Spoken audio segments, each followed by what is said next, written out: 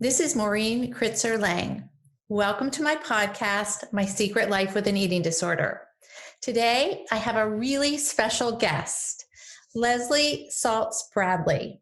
Welcome, Lezli. Very nice to be here. Great. Well, I wanted to just talk a little bit about you, which is Lezli opened Willow St Boutique in downtown Summit in the fall of 1993. And she also opened a second location in Morristown in the spring of 2012. Lezli's commitment to creating an environment that makes people feel happy and empowered every time they walk through her doors is what drives her to be the best that she can be every single day. The relationships and connections that are constantly being created among the staff and clients are positively dynamic. Over the years, the support of her loyal clientele has been steadfast and remarkable. It's businesses like Willow St that truly are the heartbeat of a downtown community. Lezli, my mission is to help women be all that they can be and get their lives back, to help them feel empowered and to increase their self-esteem through therapy. And I was thinking about you and how you do that too, and how you empower women and make them feel great through fashion and styling, and also the relationships that you create over the years with women to help them feel better about themselves. So I was wondering if you could talk a little bit about your experiences with women as they come into your store, and sometimes they're a little reluctant and they're a little bit hesitant to try on clothes, and how you help them feel better about themselves. I would love to expand on that. I kind of feel like I'd like to take one step back and talk about fashion in general that has been notorious for kind of making women feel like they don't fit the mold, or that we have to meet some standard of size or style for that matter. And I do think, or maybe I hope, that I'm seeing fashion be a little bit more cognizant of different sizes and different ethnicities. And it could be a really empowering time in fashion because, as you and I both know, we love fashion, and there's times when it really can make you feel so wonderful. So I'm hoping that I'm seeing that on the fashion trend with a little bit more respect and a little bit more acceptance across the board. I have been lucky enough to have my stores for 28 years, and it has really been a journey. I've seen women through the years come in and maybe not feel great about themselves or doubt what they could wear. Also wanted to step back. One thing that I have really lucky to have is an amazing staff. You do have a really great staff. I know, and Maureen really knows them intimately. And I think that is the beginning because it's a really safe environment. I have women of all ages, all shapes, all sizes that are all stylists. So everybody's not, 5'9" and skinny. And I think that makes my staff relatable, and also they're lovely, very accepting women. And I think that the commitment is there to send women out feeling really good about themselves. I think that's great. And I agree with you that I think fashion is really trying to be more inclusive of bodies at any size. And I think that you are very welcoming and very kind, and really you don't push and really help women feel good about their bodies. And I think when women feel good about their bodies, it's sort of like the insides matching the outsides, which is what I like to say. Right. And I think it's so important because sometimes women open their closets and I'm sure you've heard many stories where they go in and they're just like, I hate everything I have. It looks terrible on me, and don't even like to go shopping. And it sometimes are really brave to even walk into your store. Right. And sometimes being a specialty store is a little intimidating. You walk in, it's a smaller environment. It's certainly easier to walk into a department store and kind of fit in, or, you know, disappear, if you will. But when you walk in Willow Street, I do think that it is that accepting environment. And we kind of don't let you get out the door. You know, I think that my staff is really good at kind of getting you and slowly bringing you in to maybe just to introduce you to one thing that might brighten up your wardrobe, or one thing. You know, it's not about making the sale, because my customers have come back for 28 years and they know that we're going to say, I don't think that's the best fit for you. Let's try something else. And I think that is really an honest staff that really helps people find, just even if it's that one top or that one pant or just a scarf with some color, that really can make you walk out and feel good about yourself.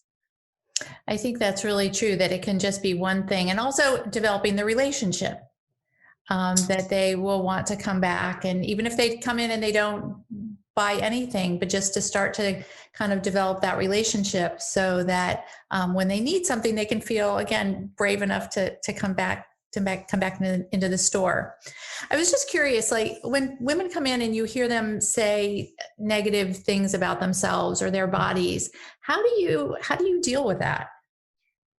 You know, it's really hard. And I was thinking about this. In my 28 years in retail, I don't know if I have ever heard a woman come in and say, I feel awesome. I am all that. And it kind of bums me out. I think that, first of all, you know, from doing what you do, feeling good about yourself comes from the inside. Right. And I don't believe that anything from the outside can really truly make you feel good. I will bring it back to kind of a loving and caring staff. But I think that trusting yourself, knowing that if you put something on and you don't feel good about it in the store, you're probably not going to feel good about it out of the store. And that's where the pushy salesperson just doesn't work. Our goal really, I would love to have someone go, this might be a little bit out of my comfort zone. I'm going to try it.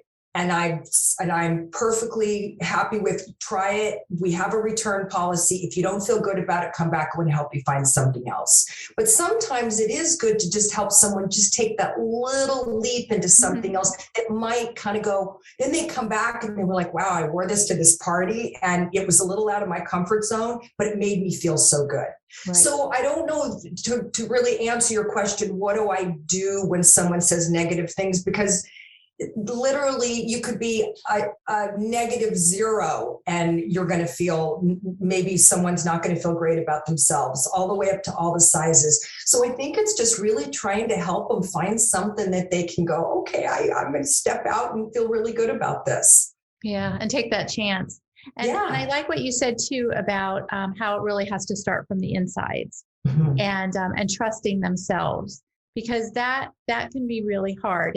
And my website, Don't Trust the Mirror, which is that sometimes we look in the mirror and depending on our mood, we're very, very critical.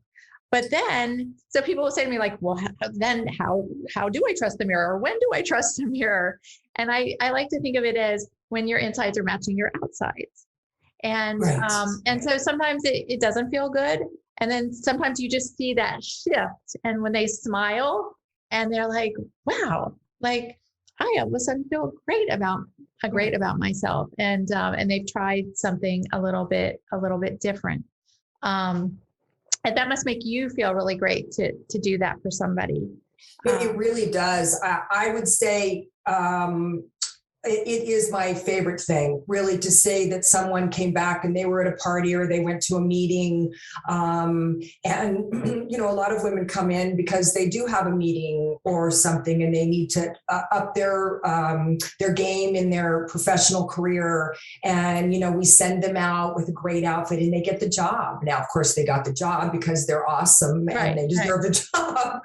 But, if you can, like you said, match the inside and the outside, then I think that's great. And, they just come skipping in the door again to see us. And it really, it makes my job a lot of fun. Yes. Are there certain styles or certain things that women gravitate to that they tend to always go to? And then you're kind of like, let's kind of move that a bit, because I'm sure you see women come in, and especially now, like things are much more casual too.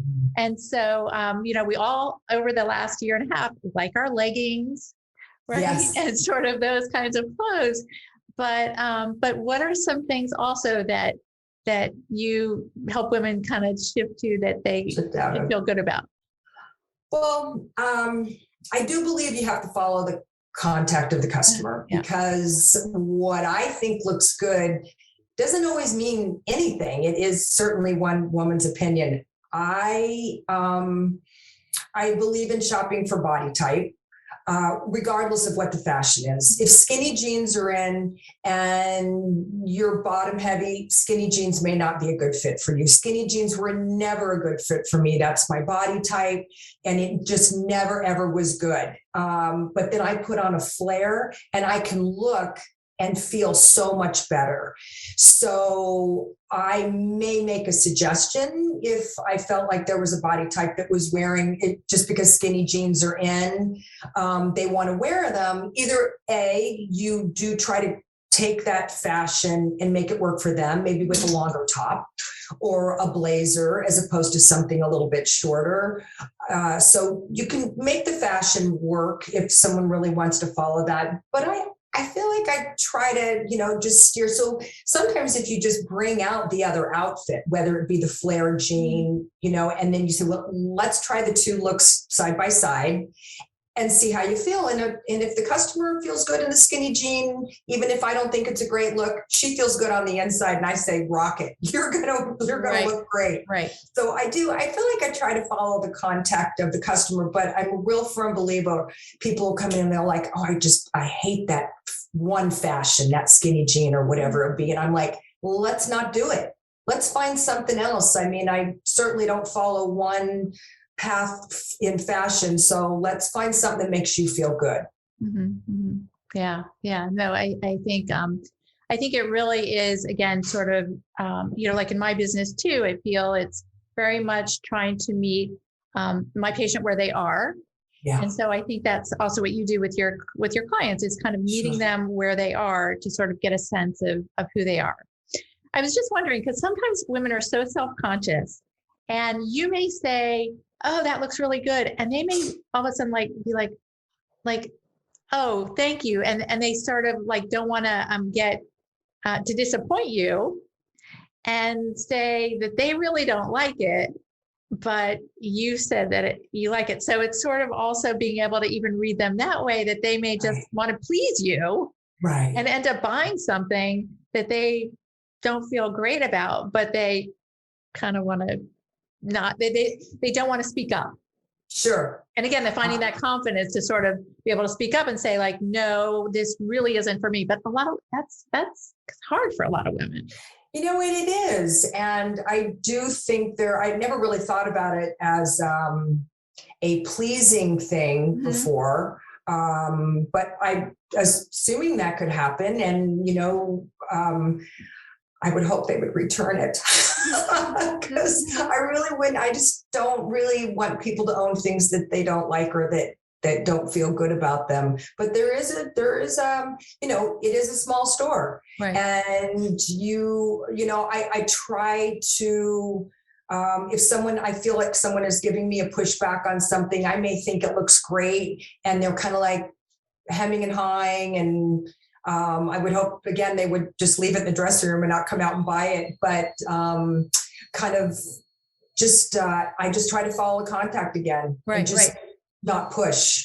Or even or say, try to like, find something else. Yeah. Or even say, like, maybe we'll think about that. Cause I know sometimes they're like, let's put that aside and let's go on to this and let me just think about that. Exactly. I think like you just said, if I can like just steer it into another way. Oh, let me just find you another shirt. Let's have another option. That is a thing I say a lot. I'm like, let's just find another option. Mm-hmm. And it seems kind of like a neutral way to move around things. Yeah. I also know in your store that some of the women who work in the store will also come out to your home. Yes. And I wonder also for women that feel so self-conscious, how that is and what maybe the experiences are in doing that, where somebody can like do it in the privacy of their own home and not feel self-conscious about trying on clothes with other people and to do that and what your experience is with that, because that's a very special thing that you do. I think so. I never really realized how what a valuable service that would have turned into. And a few of my staff members have just gotten really good at it, and they happen to be just the most incredibly lovely women that I know. But I think it does do exactly what you're saying. You can shop in your own home. You can try things on in your own mirror. Sometimes people say to me, "Oh, you got a skinny mirror." And I was like, I've heard that before. I did not. If I had a skinny mirror, I would be really, really rich. No, there's no such thing as a skinny mirror. You trust that mirror. You actually look that good. That's what I usually say to them.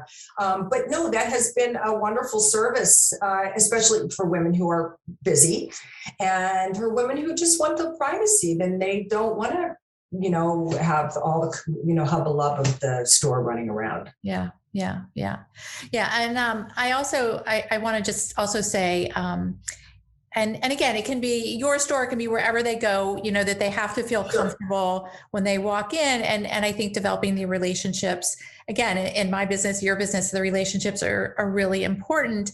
And it's almost like, this is sort of a funny kind of analogy, but it's like, what was the coffee place in Friends, sort of the perk up? I don't know, like what, but it's sort of like you can go into your store and not even buy something, but it's sort of a place that people can come in and just say hi. And also I think that generates some confidence and connection, which helps women also feel better. I really agree. These women, in January, I will celebrate one employee's 20-year anniversary. Wow. And one of the stylists that Maureen and I both know, and another stylist will be celebrating 20 years in June.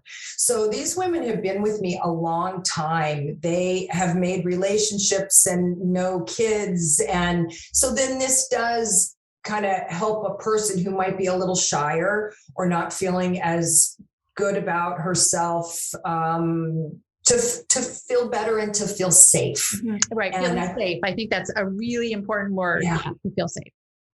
And I, if I could have done anything in my career, if I can do that, I feel like I'll have done a lot, because I've only had one male boss in my entire lifetime.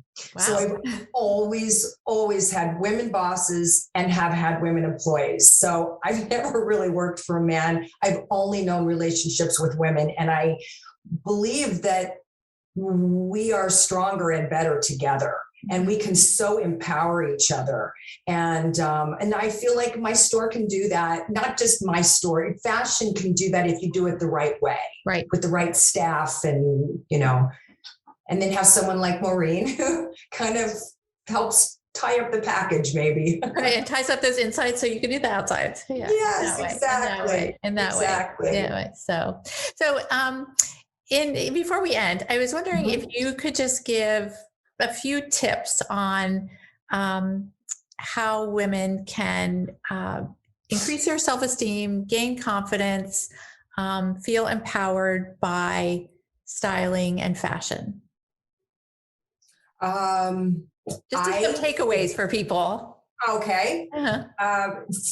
I think that the number one thing that you can do is don't look at a size, because I'll tell you right now, I've been doing this a long time. Every manufacturer has a fit model, and that fit model is all across the board. And a size 28 from this person is not the size 28 for that person. So if you feel like you are only a size 28, and that size 28 may be too small or too big, then you're hurting yourself right off the bat. So just don't even look at size. Mm-hmm. Go for fit. I think that one of the things that we have a tendency to do is to buy things too small, thinking that we're going to be thinner and whatever. And that never looks good on anybody. Not only it doesn't look good on the outside, I don't think it feels good on the inside, because now you're uncomfortable. Right. So a lot of that, I do believe, goes back to size and just kind of putting on something that feels good, looks good. Let a stylist style it for you to pull the outfit together. And I say, looking in the mirror, if you like, I looked horrible in the color red. And I actually think it's a really pretty color. If I put that color on by noon, I can barely look in the mirror. So I think you kind of have to know some things about yourself that are just like, absolutely not. I do not feel good in that color. So trusting yourself too. Absolutely. Absolutely. Trusting yourself, I think. And again, as women, we all have those moments where we don't trust ourselves and question ourselves.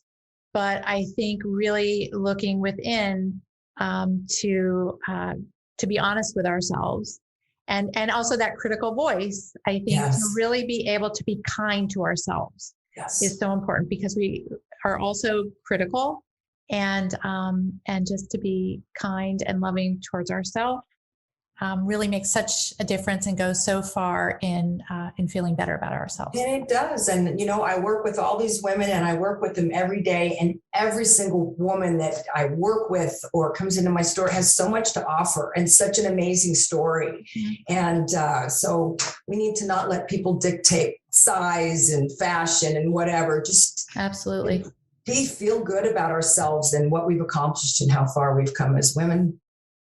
Absolutely. Thank you, Lezli, for my pleasure. My podcast. I really enjoy talking with you and visiting with you. And I think you have such a great message and such a great presence. And again, all the people that are in your store that work for you, and the relationships are so important in us feeling good about ourselves. And thank you. I really enjoy being a part. Yes, thank you. And I like to say that we should all be the queen of our own self-esteem, right? And wear our crowns in whatever way that works for us. So thank you for coming on my podcast, My Secret Life with an Eating Disorder. And you can follow us on follow me on social media, follow you on social media, and follow us together on all the social media channels. Thank you, Lezli. Wonderful. Thank you. Have a great day. You too. Bye.